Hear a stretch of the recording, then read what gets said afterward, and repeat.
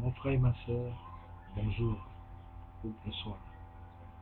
Je voudrais m'adresser à nous parce que tout ce que je vais dire nous concerne et moi qui parle, je me sens tout aussi concerné.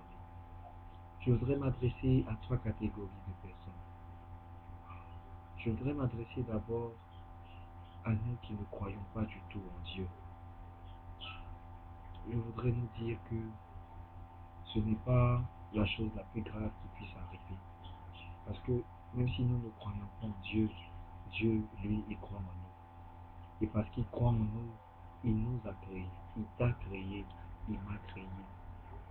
Même si tu crois que tu es le résultat d'un hasard, même si tu crois que tu es le résultat de la volonté, de la chair, d'un homme et d'une femme simplement, je veux te dire que Dieu croit en toi. Et c'est pourquoi il t'a créé.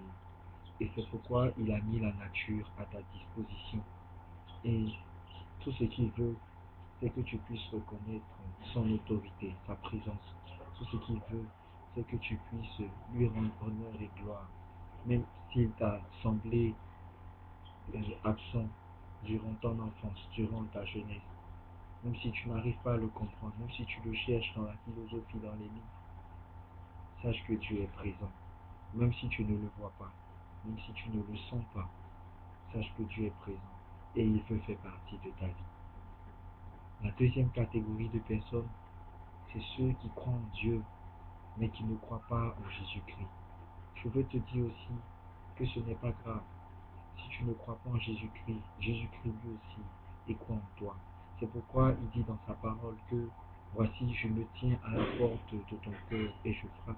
Si quelqu'un entend ma voix, s'il m'ouvre, j'entrerai, je dînerai avec lui et lui avec moi. Jésus-Christ est patient, mais je t'en prie, ne perds pas du temps. Crois en Jésus-Christ et tu seras sauvé, toi et ta famille, comme le dit Saint Paul. Si tu ne crois pas en Jésus-Christ, Jésus-Christ croit en toi. Et le temps que tu vis, il te le laisse pour que enfin tu puisses reconnaître qu'il est le chemin, la vérité et la vie. Nul ne peut te juger si tu ne crois pas en Jésus-Christ. C'est Jésus-Christ lui-même qui peut te juger. Parce que son Père lui a remis tout pouvoir sous la terre, sur la terre, parce qu'il s'est humilié pour toi et pour moi, pour que nous soyons sauvés sur la croix à Golgotha.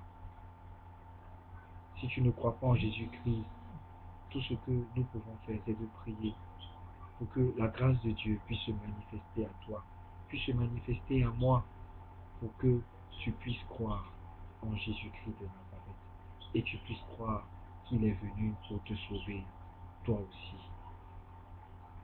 Pour la troisième catégorie, pour nous qui croyons en Dieu et en Jésus-Christ, ne dormons pas sur nos lauriers. Parce que les deux premières catégories de personnes peuvent bien se retrouver dans la joie éternelle avant nous et même sans nous. Parce que la Bible dit les premiers seront les derniers et les derniers seront les premiers. Parce que la Bible dit que pour tous ceux qui croient en Jésus-Christ, pour nous, le jugement sera encore plus sévère parce que nous avons cru et que nous connaissons, selon ce que la parole de Dieu nous dit, la vérité. Et c'est le moment de nous fortifier, de nous exhorter les uns les autres, à demeurer fortement dans la prière, dans la présence de Dieu, à nous éloigner de tout ce qui ne glorifie pas le nom de Dieu, à ne pas juger nos frères qui ne croient pas en Dieu ou qui ne croient pas en Jésus-Christ, mais à plutôt prier pour eux, pour que la grâce de Dieu puisse les illuminer, pour que la grâce de Dieu puisse les habiter, pour qu'ils puissent retrouver la lumière que nous croyons avoir, que nous ayons le comportement adéquat pour faire croire à nos frères que Jésus-Christ est vraiment Dieu et que Jésus-Christ est la lumière du monde. Rappelons-nous enfin cette parole de Jésus-Christ qui dit que c'est par l'amour que nous nous porterons les uns les autres que le monde croira que lui, Jésus-Christ, a été envoyé par son Père. Que Dieu nous bénisse et que, en ce temps favorable qui est le temps de carême, la grâce de Dieu puisse nous habiter, pour que par nos œuvres et par nos comportements et par la foi qui nous détermine, nos frères et sœurs qui nous entourent, notre famille, puissent croire en Dieu et qu'ainsi nous soyons des évangélisateurs puissants de notre temps. Que Dieu nous bénisse, que Dieu nous bénisse, que Dieu